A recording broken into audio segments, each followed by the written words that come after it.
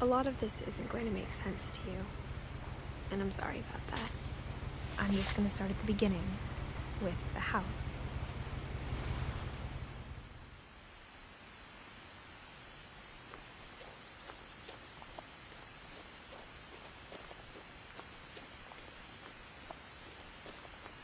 I lived here until I was 11, but I wasn't allowed inside half the rooms.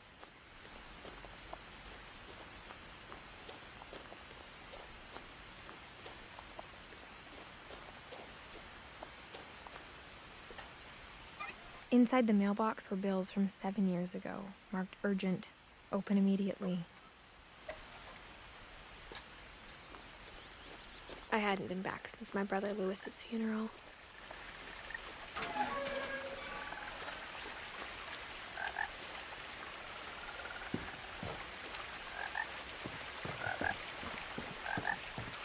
In her will, my mother left me a key, but didn't tell me what it unlocked. Maybe she thought I'd know, or she thought that the mystery would be enough to bring me back.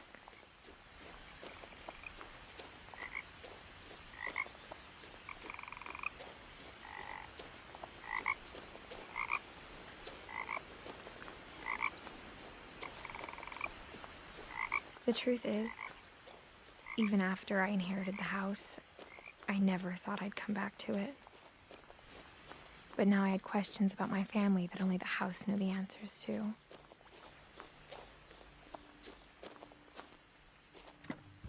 The woods around the house have always been uncomfortably silent, as if they're about to say something but never do.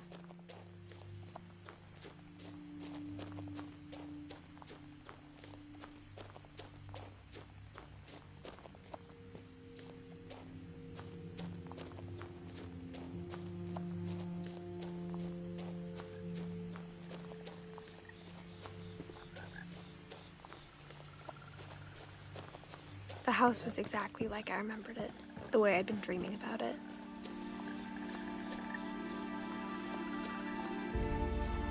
As a child, the house made me uncomfortable in a way I couldn't put into words.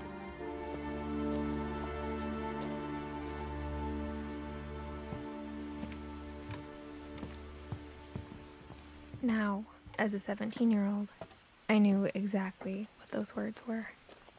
I was afraid of the house.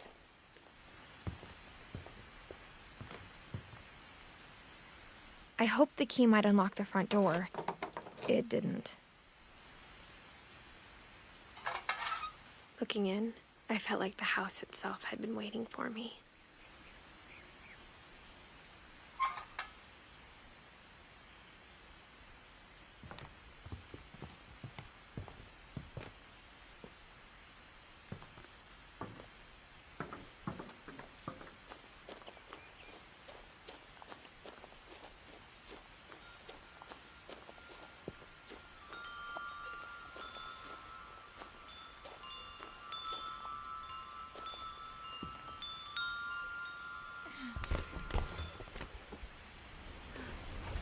Crawling through the doggy door used to be a lot easier when I was 11.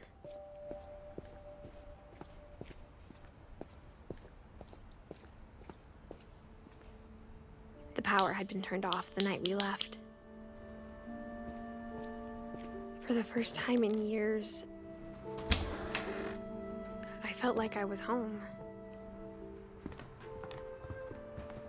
But instead of a family, there were just memories of one. Like how after Lewis started working at the cannery, we all got sick of eating salmon, except our cat, Molly. Or how only one restaurant would deliver to our house, so we had Chinese a lot.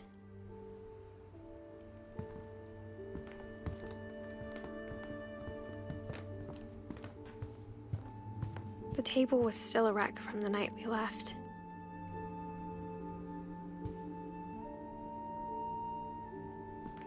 It was like a bomb had gone off, killing everyone but sparing the furniture.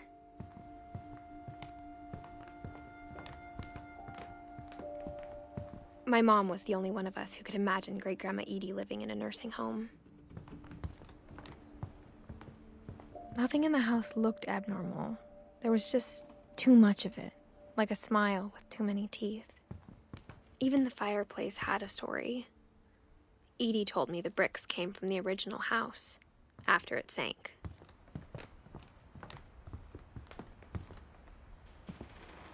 Mom always told me to stay out of the basement, so I wasn't too surprised when the key didn't fit.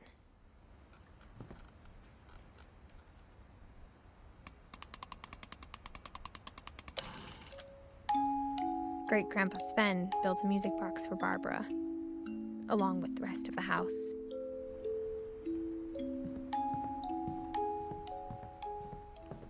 A lot of things got left behind in the whirlwind of that last night. My mom wasn't much of an optimist, but she never stopped believing that my brother Milton was alive.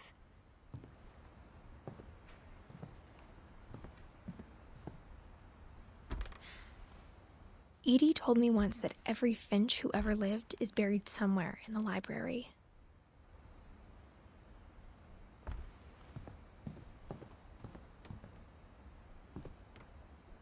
After Milton disappeared, Mom sealed up all the bedrooms. Then Edie retaliated and drilled peepholes.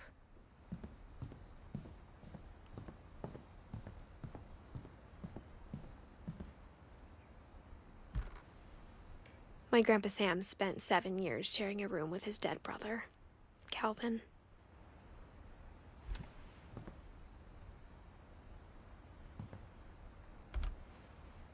As a kid, I just assumed every house had peepholes and sealed rooms you weren't allowed inside of.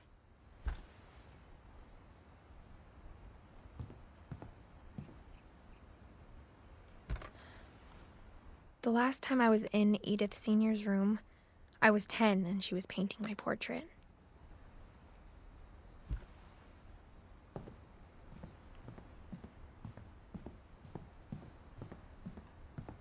Whenever people ask me about my family, the first thing they always want to know about is Barbara. Edie's father, Odin, built the original house. Barbara was a child star for 2 years, until America grew out of it.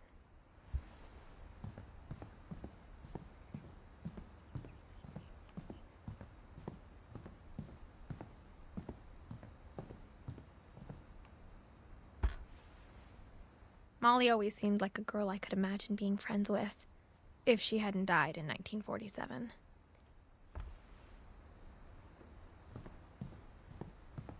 I spent a lot of time playing in Great Uncle Walter's room.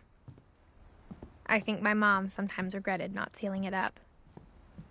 Lewis told me there were secret passages, but I never believed him.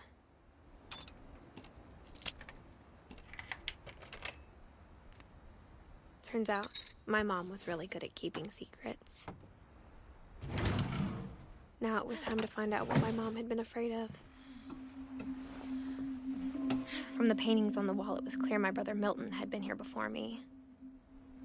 Reading this, maybe it sounds like I had a plan, but I had no idea what was behind that door.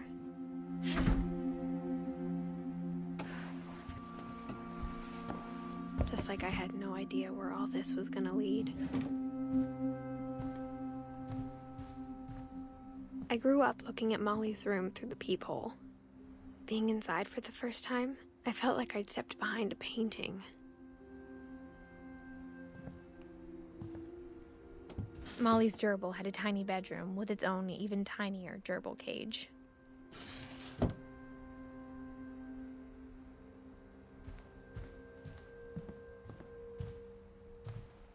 I got the sense Edie had spent a lot of time here, before my mom sealed the doors. December 13th, 1947. Dear Diary, I'll be gone soon, but I wanted to tell somebody about what's gonna happen. It started when Mom sent me to bed without dinner. I woke up and I was starving, so I looked around for something to eat. My Halloween candy was all gone. Mom, can I come out now? Sweetheart, it's late. Go to sleep. The gerbil food was dry, but I didn't mind it.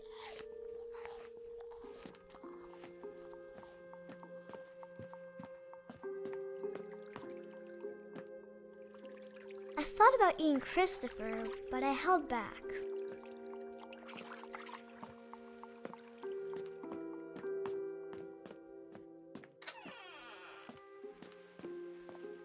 I kept eating and eating.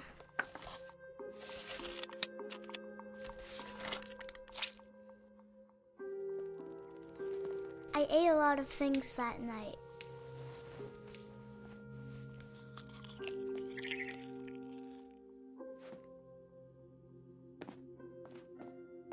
Then I heard chirping outside my window. It was a barn swallow going back to her nest. I reached out for her.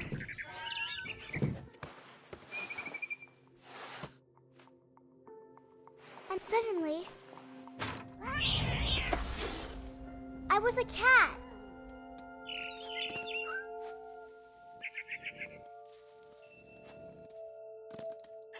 I tried to be quiet, but the bird was really scared.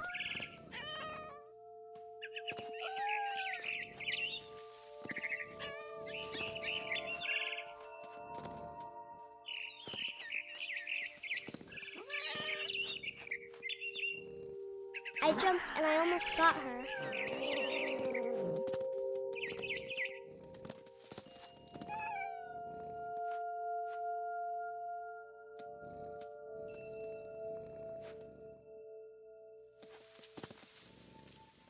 I could tell she was getting really tired. Now I was up in the big tree.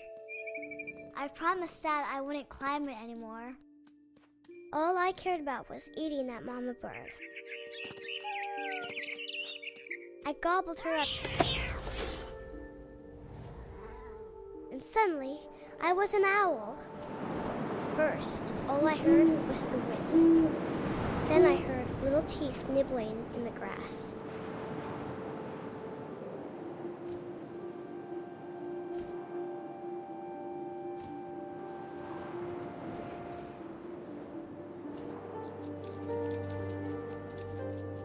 Rabbits.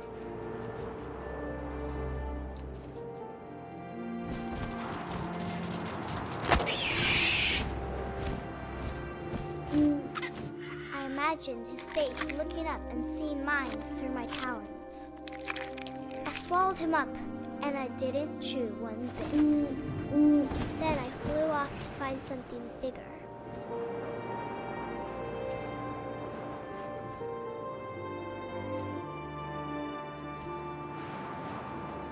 A mama rabbit.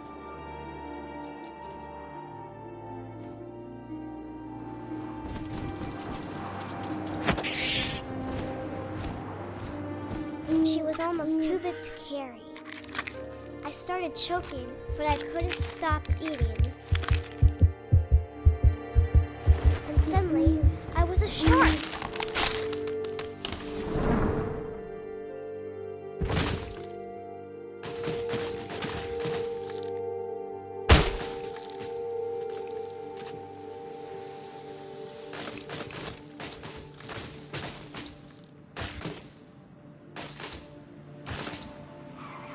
I rolled off the cliff and into the ocean.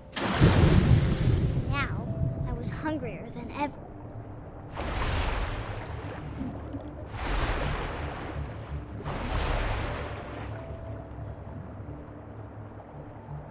I wanted fat, juicy seals.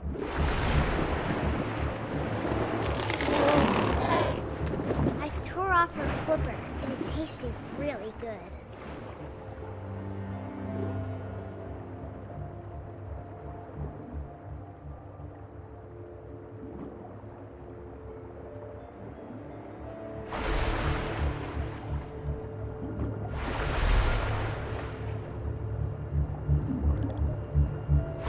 Grabbed on tight, but I was so hungry, I jumped out of the water. When I opened my eyes, everything had changed.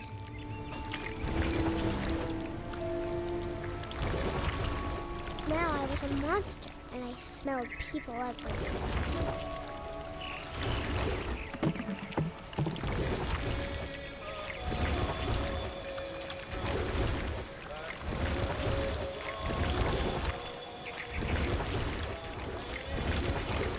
I was big, but I moved real quiet.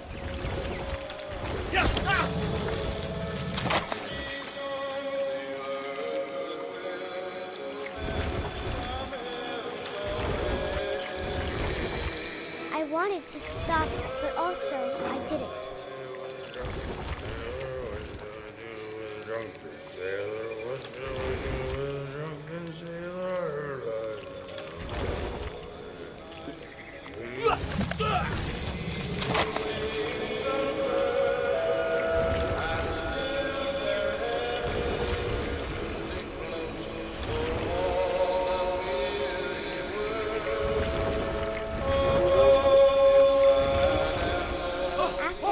Passenger, I was still hungry. And to cross the water, I smelled something new. Something I had to have, so I swam towards it.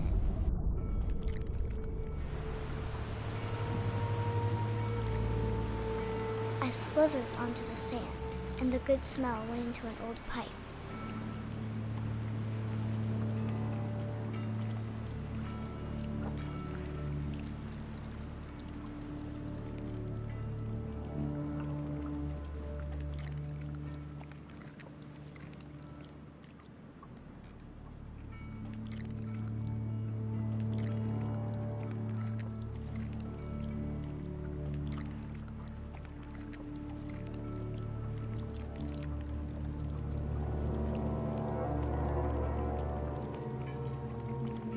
I got closer and closer.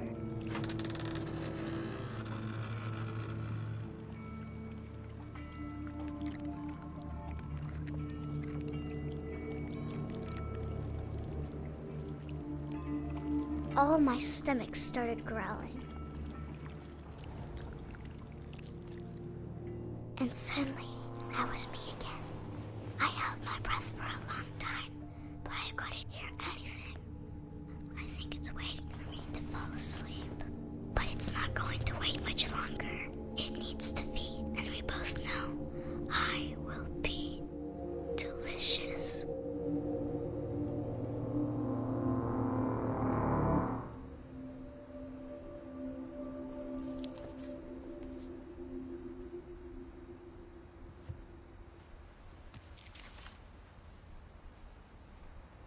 I'm not sure if I believed all of that, but I'm sure Edie would have.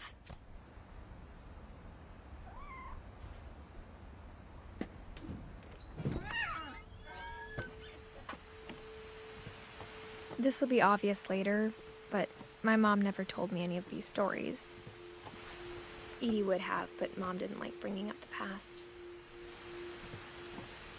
Though, when we adopted a stray kitten, she was the one who named it Molly.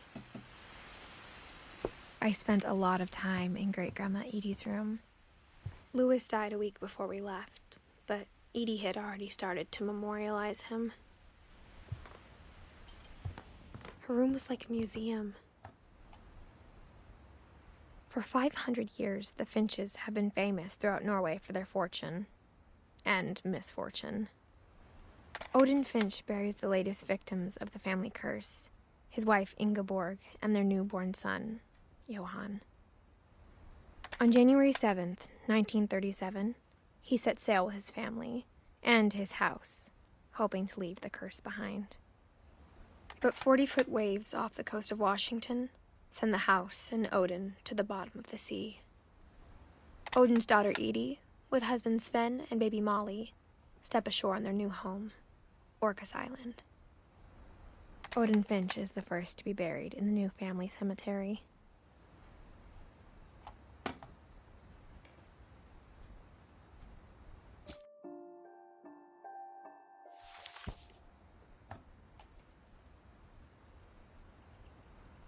His daughter Edie is already dreaming of a new Finch house.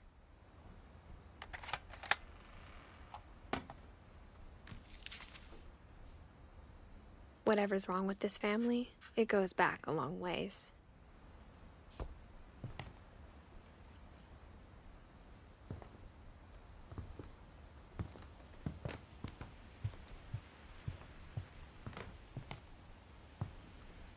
One summer, they evacuated the island, but Edie refused to go.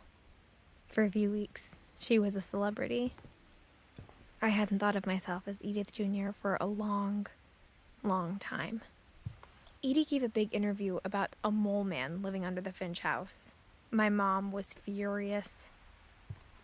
When Edie told people Sven was killed by a dragon, she could also have said he was building a dragon-shaped slide that collapsed. She could have, but she didn't. Even in her 90s, sometimes Edie seemed a lot younger than my mother.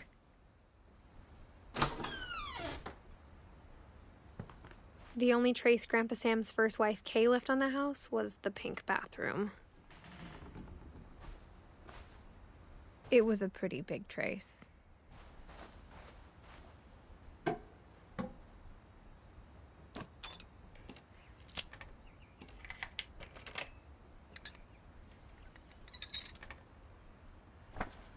There's a secret in this bathroom. It's in the last place you would look. It isn't in the cupboard. It's hidden in this book.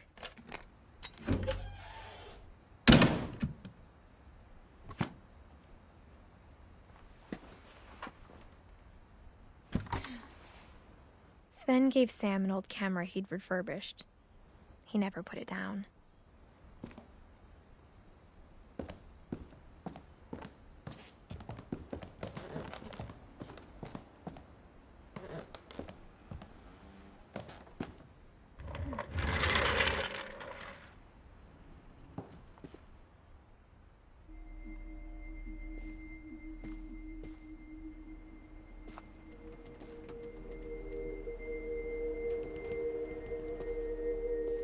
I knew Grandpa Sam had a twin, and that he never talked about him. I guess my grandpa didn't like history any more than my mom did.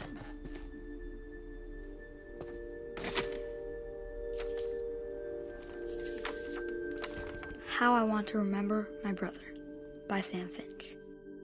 The thing I remember is that when he made up his mind, that was it.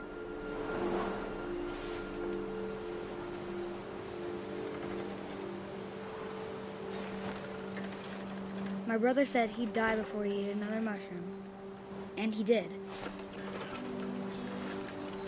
At Barbara's funeral, we swore he'd never be afraid again, and he wasn't.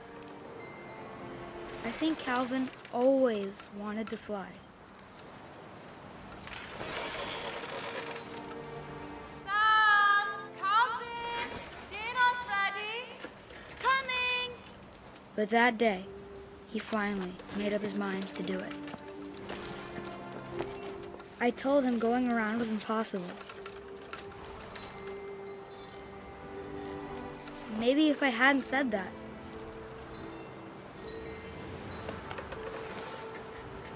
Calvin! I'm not gonna tell you again! maybe if the wind hadn't picked up, then maybe he'd still be here. But I doubt it. I think he'd already made up his mind. That's what I want to remember about my brother.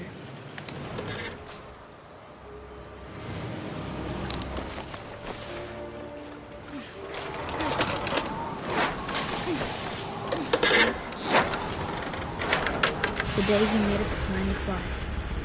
And he did.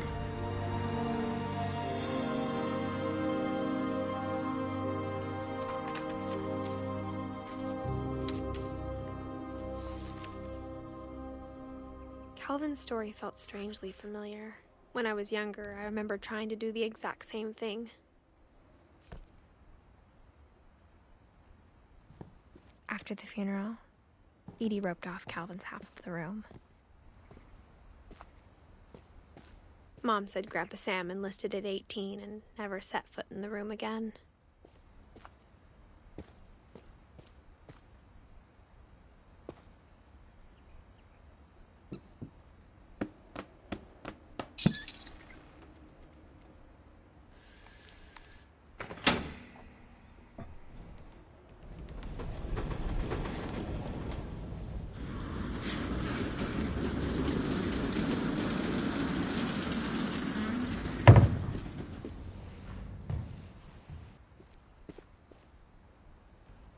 The passages were a pretty tight fit. They'd obviously been built for smaller hands and bellies.